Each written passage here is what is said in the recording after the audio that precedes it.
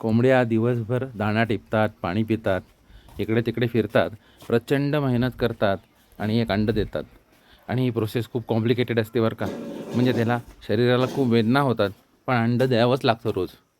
एवढं सगळं केल्यानंतर त्या कोंबडीला माहितीही नसतं की आज चतुर्थी आहे का एकादशी आहे, कधी गणपती येतात, कधी नवरात्र येतात, कधी श्रावण महिना येतो.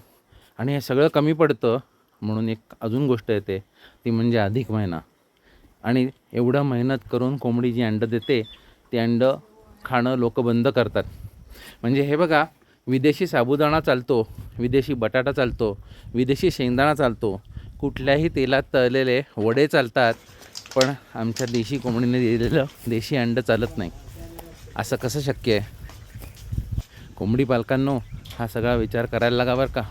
एवढे बघा ट्रेचे ट्रे भरून अंडी घेऊन जातो आहे घरी मी, पण या अंड्यांचं करायचं काय असा प्रश्न सध्या पडला आहे.